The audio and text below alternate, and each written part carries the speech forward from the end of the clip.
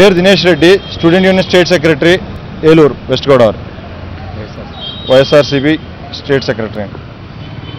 ఈరోజు చంద్రబాబు నాయుడు గారు ఇచ్చినటువంటి ఎలక్షన్ హామీలు, ఇంటికొక ఉద్యోగం, నిరుద్యోగ భృతి మీద ఆయన ఫెయిల్ అయినందుకు కారణంగా ఈరోజు మన ఏలూరు పోలీస్ స్టేషన్లో ఆయన మీద చీటింగ్ కేసు పెట్టడం అయినది 420 సెక్షన్ ప్రకారం.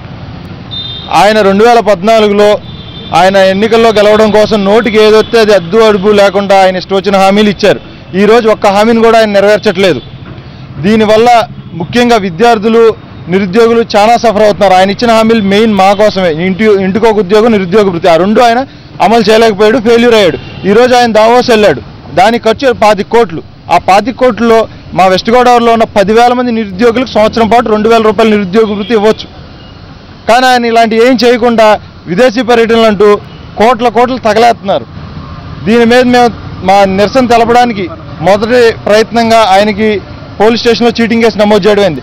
దీన్ని ఎక్కడితో ఆపు, నెక్స్ట్ వచ్చే నెలలో దీని మీద కలెక్టరేట్ ముట్టడి పెట్టబోతున్నాం. అప్పటికీ ఆ ప్రభుత్వం స్పందించకపోతే సెక్రటేరియట్ ముట్టడికి కూడా మేము సిద్ధం.